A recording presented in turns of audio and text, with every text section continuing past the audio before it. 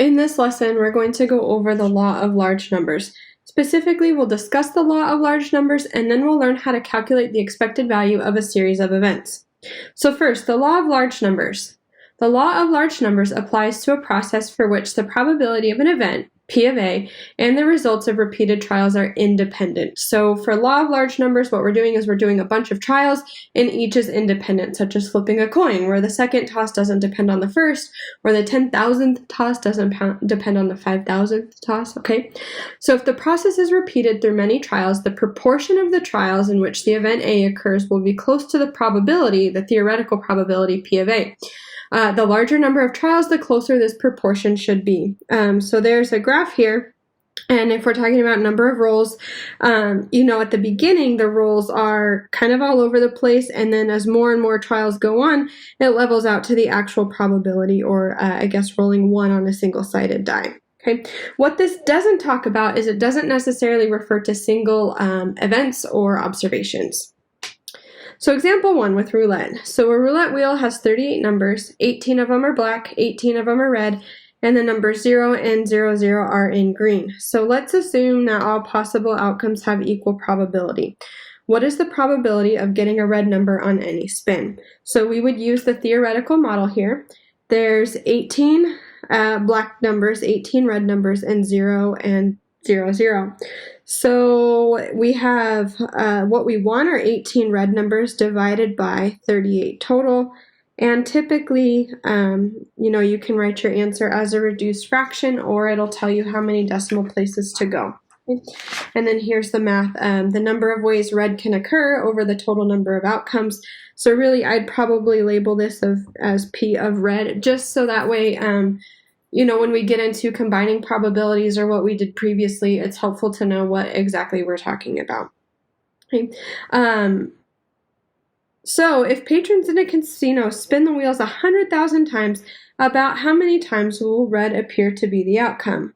So we can use the law of large numbers here. The law of large numbers tells us that as the game is played more and more times, the proportion of times that the wheel shows a red number should get closer and closer to what we calculated, 9 out of 19, or 0.474. So in 100,000 tries, the wheel should come up close to 47.4% of the time, or out of the 10,000 or 100,000, that would be 47,400 times. Okay, so if you do like a couple trials, it's possible red may not come up at all. But what the law of large numbers is saying is as more and more trials happen, the proportion of getting what we want, or the probability, should be close to the theoretical probability that we calculate.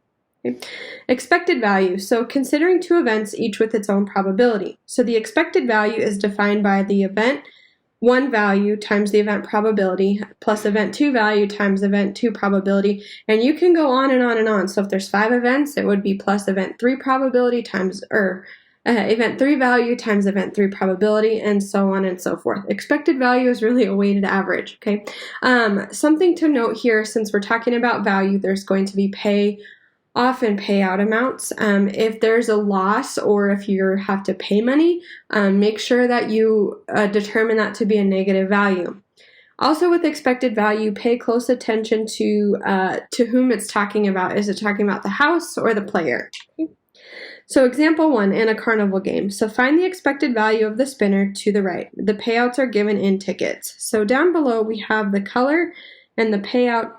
So if I roll, or if I spin blue, then I would get 8 tickets. If I spin red, then I would get 15 tickets. And if I spin yellow, I would get 6 tickets. Now notice for the expected value formula, I need to know the probability of these events, which we can get right off the chart. So I'm actually going to make a separate column and call this column probability.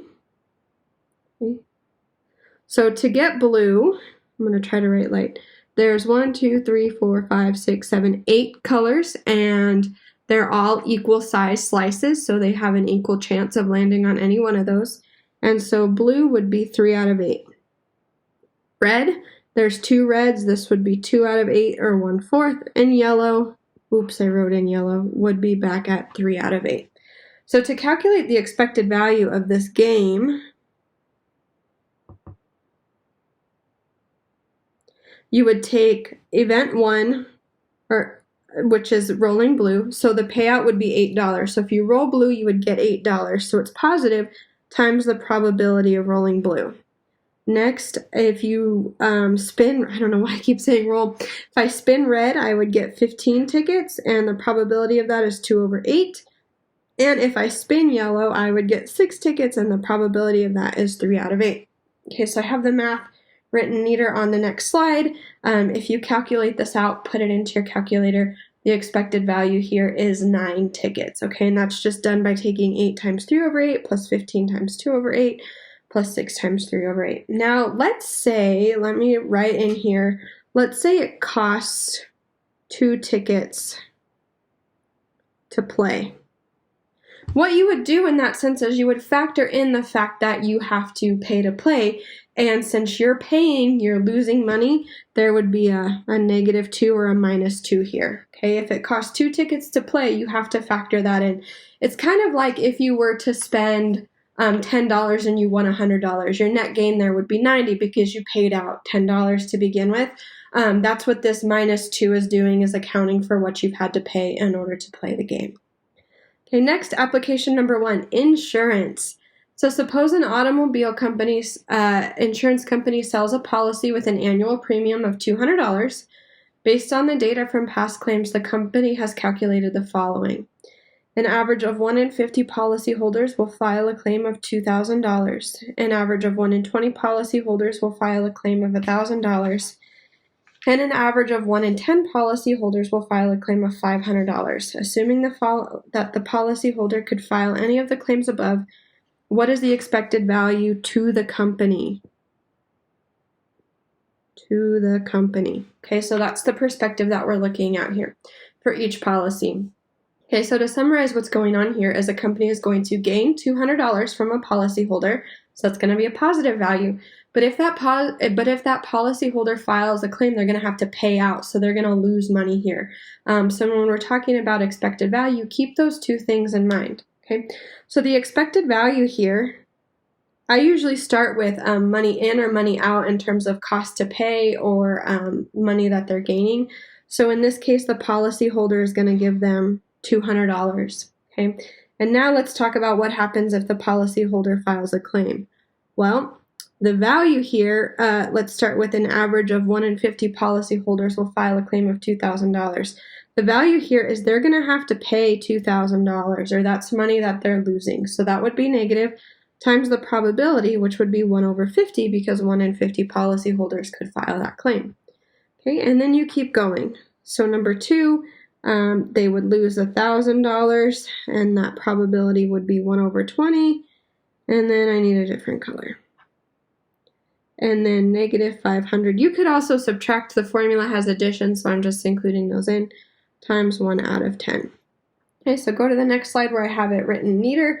So $200, again, that's what the company earned, so that's positive from the policyholder. And then if the policyholder files a claim, they're going to be paying that out, so that's considered a loss, okay? And this would give us $60. Now, one thing to mention, and something that shows up in the online homework system, is let's say the question said they sold, I don't know, what would be the expected value if they sold 1,000 policies? You would calculate it for 1, just like here, and then you would multiply this number by 1,000 to get to get 60,000. So it'll also talk about if multiple rounds. So for instance, in this case, if they asked what would be the expected value if they had 1,000 policyholders or something like that. Okay. Thank you for watching. If you have any questions, please feel free to reach out to me.